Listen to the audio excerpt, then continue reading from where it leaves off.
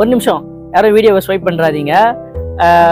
ஒருவேளை இன்னைக்கு ஏதாவது ஒரு பழக்க வழக்கங்கள்ல, ஒருவேளை உங்களுக்கு தெரிஞ்ச நபர்கள் யாராவது ஒரு தேவையில்லாத பழக்க வழக்கங்கள்ல இருக்கிறாங்க, அவங்களால அதை விட்டு வெளியே வர முடியல, ஒரு விடுதலையே கிடைக்கல அதுல அப்படின்னு சொல்லிட்டு ஒருவேளை இன்னைக்கு நீங்க ஒருவேளை புலம்பிட்டு இருக்கலாம். இதுக்கு ஏதாவது தீர்வு இருக்கா? மருந்து சாப்பிட்டா தீர்வாயிடுமா? இல்ல இந்த கோயிலுக்கு போனா இது ஒரு தீர்வாயிடுமா? இல்ல இவங்க கிட்ட சொன்ன ஒரு தீர்வாயிடுமான்னு சொல்லி நல்லா போட்டு ஏதாவது ஒரு கவலையான சூழ்நிலையில, இல்ல ஒரு நல்ல பாரமான சூழ்நிலையில ஒருவேளை நீங்க இருக்கலாம். அதை பத்தி நீங்க கவலைப்படாதீங்க. ஏன் சொல்றேன் அப்படின்னா, வசனம் சொல்லுது, யோவான் 8:36 சொல்லுது, ஆகையால் குமாரன் உங்களை விடுதலையாக்கினால் மெய்யாகவே விடுதலையாவீர்கள். ஒருவேளை இன்னைக்கு அப்படிப்பட்ட நபர்கள் யாராவது விடுதலை இல்லாம இருக்கிறீங்க அப்படின்னா, இன்னைக்கு நீங்க வீட்டுல முழங்கால் படிட்டு, ஆண்டவரே என்ன நீங்க விடுதலை ஆக்குங்கப்பான்னு சொல்லி ஆண்டவர் நீங்க கூப்பிடுங்க.